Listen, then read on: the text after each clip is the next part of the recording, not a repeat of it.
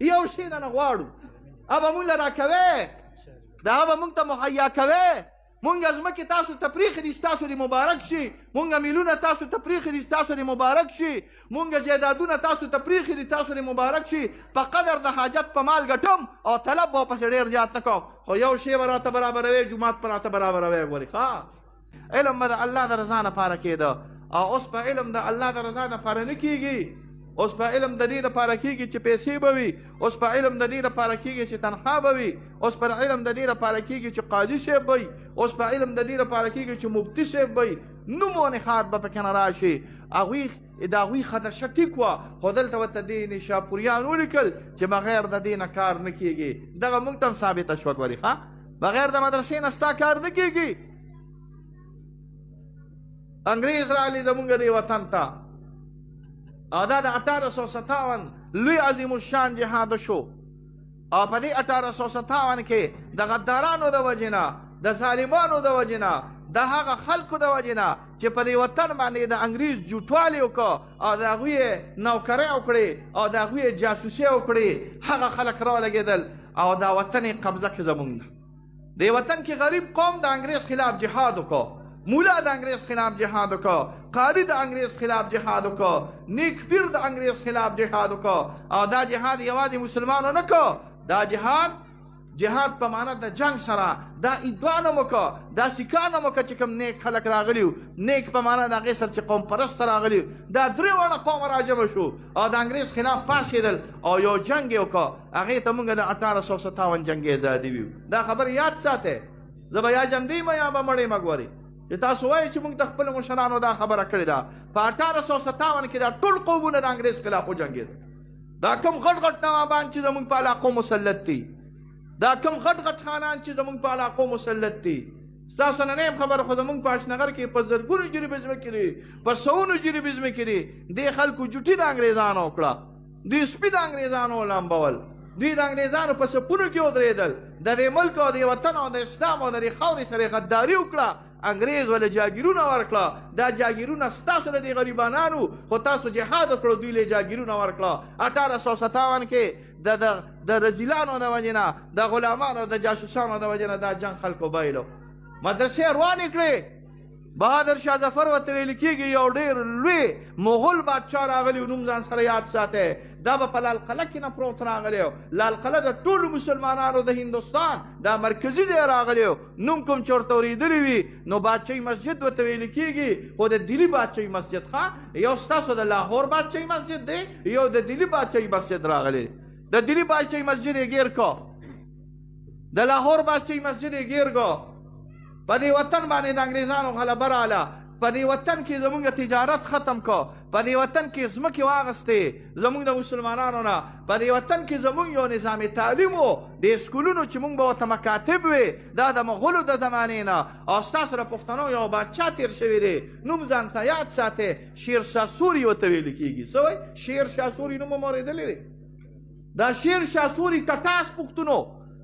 دا اول جي ټي روډ چې شوی دی دا د دلي نه د کلکتې نه شروع شوی دی پېښوره پورې دا هغه جوړ کړی دی دا ځان سره یاد ساتئ دا شیرشاه سوري پښتون راغلی و د دې ملک څونه اولنی انتظام د مالیاتو چې شوی دی دا هغه کړی دی مدارس هغه کلو کړي وو د مغول حکومت چې کله راغی مغولو پښتون خراب کو دا سرډېرې چې ورته ویل کېږي دی کې جنګ وشو 400 تر علاقه د سرډېرې 1.5 لاک پښتانې په 3 ورځو کې وژلي وو او د دې سرونو دا ډېرې جوړ کړي دي ته بیا سرډېرې وي دغه انتظام خیر دی هغوی پرېښود خو چې کله انګریز راغی نو زموږ د حکومت هم واغشت زموږ نه سلطنت هم واغشت زموږ نه صنعت هم واغشت زموږ یې مدارس ختم کړو او بیا خاص کر د 1857 نه پس د چاندني چوک په یو مقبره کې د زرګونو عالمانو جمدي سوځولو شو 15,000 عالمان په یو ورځ باندې جمدي وسوځول د ځان سره یاد سات او د امرصد نه چې به شورا واچوله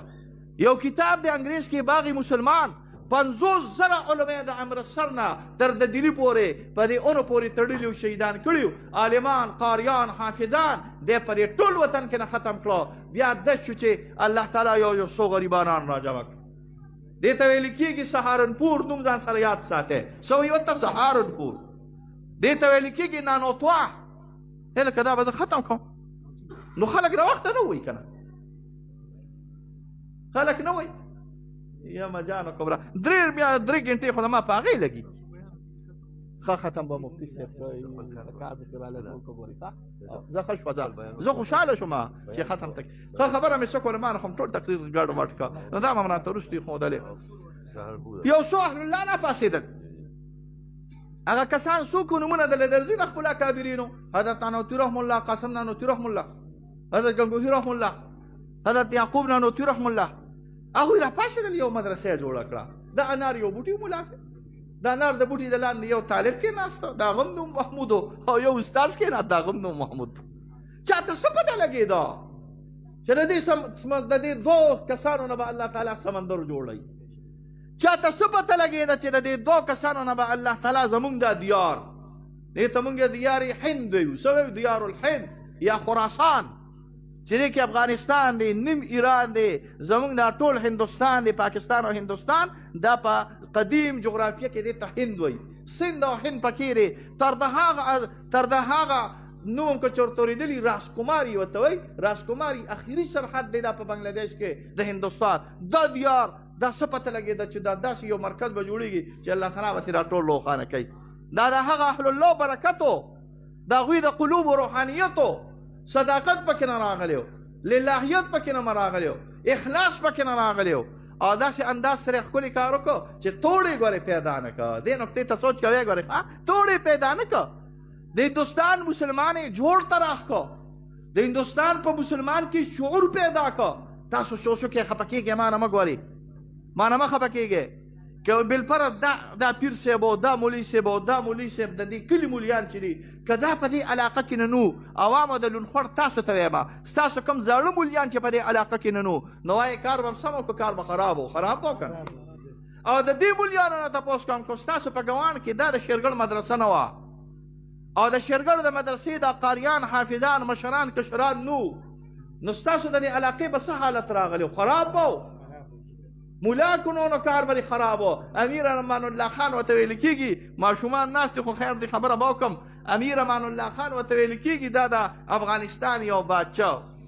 سړی قمقل و ښځه یې قمقله وه ملکې حمیره به یې ورته وي نوم ځان سره یاد ساتئ څه ملکې حمیره په افغانستان کې اولنۍ پرده دغې ځناورې لر کړې ده په افغانستان کې اولنې مخ چې کلو کړی دی او پښتنه وه نو دا ملکې حمیرې لر کړی دی امیر امان الله خان راولګېد او د غټو مولیانو داسې نه چې تاسو سوی چې د ټولو مولیانو ته به چا پلار به نه رسي حکومت ته ته غلط زر روپیا نه رسولې نو نورې به د غټو مولیانو د قاضیانو تنخواګانې دا د وزیرانو برابر کړي وزیران راله ملکې حمیرې ته کېناستل دا خاوند یې پېکه د امیر امان الله خان پوی کوي ولې څه چل شوي دی وایي زمونږ تنخواګانې د مولیانو د تنخواګانو برابر کړې او مولیانو له مقه تنخواګانې ورکوي کوي تنخواګانې چې مونږ وزیرانو له راکوي نو ښځه خو کله ناکله ډېره زوروره وي که نه کله ناکله سمه وي خو کله ناکله ګورې قاریانو څه شي وي زوروره وي چې پوزه راته تروه کړي نو 3 ورځې به بیا ډوډۍ دې نه تېرېږي چې څه چل به کوم او څه چل به نه کوم نو خبره مې دا کوله کله چې سړی رادن نه شو نو مالکه ورته وایي بادشاه ورته وایي وی د مولیانو تنخواګانې دي د امیرانو مناسب کړي دي د بادشاهانو د وزیرانو یو کړي مې دي وی دا کمې کوي نه کوم وی ولې وی مولیانو ته ګوره او دوی ته ګوره دا کمې کوي نه کوم وی زه ته به درته یو تعلیم درکړم یا مې پې پېښې یو چیلې یې راوسته یو چیلې او هغه چیلې بلار به چیلې یوه ډش شو چې هغه لنګه شوه چې کله لنګه شوه نو چیلې یې راوړه څه چې یې راوړه چیلې چې کله راوړه بس کال تیر شو 2 کال تیر شو نو چې 2 کاله تیر شو نو اوس ماشومان ناستې زه په وضاحت سره نشم کولی چې 2 کاله تیر شو نو چې کله چیلوکې بالغ شو نو بس شوره یې واچوله په دې پوه شوې که نه خوا کې چې ورسره څوک و شوره یې واچوله تو راتاو به شو بلې مور به سور شو چیلې خو دا نه پېژني چې دا مې مور ده که نه یا لکه تاسو دې لونخوړ کې پېژني خبرې کوئ مولیانو که نه دې لونخوړ کې پېژني چیلې چې دا مې مور ده او دې لونخوړ کې پېژني چې دا مې خور ده او دا مې ترور ده نه که چیلې په دې شپېږي بس هغه ملکې حمیرات چې ورته وکتل چې دا خو په مور باندې رینخترې وي خدای دې غرقه باچا ده وباسه څه دې په شرم باندې شرمولو دا دې مور خور نه پېژني وایي مور خور نه پېژني وي نه پېژني وایي دا ولې مور خور نه پېژني وایي دا ځکه مور خور نه پېژني چې مولیان پکې نشته څه پکې نه نشته مولیان مليان پکې نه نشته ځکه مور خور نه پیژنې نو یا د لون خوړ خر کو موږ خو تاسو پسې یو متل کوو اوس مې سوچ کې راته چې زه به د دې نه تپوس کوم چې دا څنګه متل دی وایي داسې د لون خوړ خیرات خو نه دی چې ته په خرابو لاسو خورې بیا ما ته تاسو ووایئ چې د دې څه پس منظر دی خو یا د لون خوړ خر کو یا د شیرګړ خلکو دا مليان کو نو مونږ مور خور نه پیژندل دا ګور یاد ساته دا د دې مليانو برکت دی دا قرآن چې ویل کېږي د دې مليانو برکت دی دا تلاوت چې ویل کېږي د دې مليانو برکت دی دا ګرم چې په مخ باندې ولاړې دي د دې مليانو برکت دی دا تلاوتونه دا مدرسې دا ستاسو ماشومان الحمدلله چې مونږ عبدالله عبدالرحمن را د دې مليانو برکت دی نو وایي چې څوک ته احسان درکوي نو د هغه به خامخا شکریا ادا کوې که نه حدیث ته ترمذي د الله پیغمبر صلی الله علیه وسلم فرمایي من لم یشکر الناس لم یشکر الله څوک چې د انسانانو شکر نشي ایستی یا نو باسي هغه د الله شکر هم نشي ایستی نو موږ د دې ملیانو ډېره شکریا وباسو د ګل جمال مفتی صاحب د پیر صاحب د خواته چې د ما څونه ملیان دي موږ ستاسو شکریا وباسو د لونخوړ د دې خلکو د طرف نه زه ستاسو شکریا وباسم د شیرګړ د دې عوامو د طرف نه موږ ستاسو شکریا وباسو تاسو د دنیا هر کار کولی شئ ولی لکه تاسو ملیان هوښیار یې که قمقل یې هوښیار یو ډراوري کولی شو الحمدلله دکان چې واچو وامو له خلک نه راځي او موږ له خلک راځي موږ پکې خامخا څه دم درود هم پکې کوو چوپ چاپ هم پکې کوو تعویض هم پکې کېدو اخلاق هم ښه راغلي وي الحمدلله د ملا سړي دکان ښه چلېږي د امي سړي دکان ښه نه چلېږي د ملا سړي په ځمکه کې او په فصل کې الله تعالی خیر اچولی وي خامخا درود شریف پې وایي نور استغفار پې وایي د امي سړي هغه ګوړه چې کېږي هغې کې کله نا کله چای نه کېږي او ملا یې په جبه پې وکړي انشاءالله چای پکې الله تعالی کوي ګورې ښه موږ له هر کار راځي تاسو دا مه وایئ چې موږ جوړ سادهګان خلک یو موږ هوښیار خلک یو موږ له د دنیا هر کار راځي موږ له د دنیا هر فن راځي خو موږ دا ټول هر څه پرېښودي دي ښه هلکه پرېښود هم دي که نه دي پرېښود هم دي ستاسو د دې ماشومانو دپاره ستاسو جوماتونو کې ناست او فقر هم مختیاره کړی دی ما هیچ ندارم و غم هیچ ندارم دستار ندارم و غم پیچ ندارم ما هیچ غم ندارم بر سیم و زر و ماله الا یو خو دا دی چې هغه سم 2021 والی که نه خو زه وایم چې خیر دی چې دا څونه سپین ګیري یې یاره ګل جمال استاد تا چېرته ویلي دي چې یا الله پاکه ما له 2000 جیرو بس مکه راکړې ویلي دي که نه هلکه کفر ته ویلي نو که نه ته ویلي هلکه ګل جمال مفتي صاحب نه دي ویلي ښه دا تماشدار دی ځکه ته ګل جمال مفتي صاحب سره د دې ملیانو نه دي ویلي چې یا الله موږ له 2000 بیج ویلي هم دي هلکه ملیانو تاسو چېرته دا ویلي چې یا الله پاکه موږ له یو میخه راکړې نه میخه دې زمینداران غواړي میلونه دې زمینداران غواړي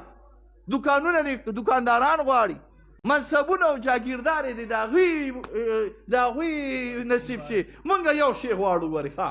یو شی نه غواړو هغه مونږ له راکوې دا به مونږ ته مهیا کوې مونږ ځمکې تاسو ته پرېښې دي ستاسو دې مبارک شي مونږ میلونه تاسو ته پرېښې دي ستاسو دې مبارک شي مونږ جایدادونه تاسو ته پرېښې دي تاسو دې مبارک شي په قدر د حاجت په مال ګټم او طلب به پسې ډېر زیات نه کوم خو یو شی به راته برابروې جومات به راته برابروې ګورې ښه یو شی به راته برابروې جومات مدرسه به راته برابروې چې هغې کې زه 2 الفاظ ویم او خسته الفاظ ویم قال الله وقال رسول الله صلی الله علیه وسلم پوهېږې زموږ ارمان دا دی چې موږ ته دغه شانتې دا د الله کتاب پروت وي د ګل جمال مفتي صاحب او زما د دې ملګرو ارمان دا دی چې موږ ته دغه شان د الله کتاب پروت وي او موږ یې کولو کو یا موږ ته بخاري او ترمذي او د فقه کتاب پروت وي او موږ یې کولو کو او شروع واچو فقال الله فقال رسول الله صلی الله علیه وسلم لبې دا دې لګیا دی زما په الله باندې دا یقین دی چې زما د دې ملګرو به هم دا دی چې قسم دی په الله باندې د دې د کتاب د درس نه ما تعالی درس نه ښکاري د دې د کتاب د بادشاهۍ نه ما تعالی بادشاهۍ نه ښکاري د دې قال الله قال رسول الله صلی الله علیه وسلم د وینا نه موږ ته په دنیا کې بل شي اعلی نه ښکاري وایه ښکاري نه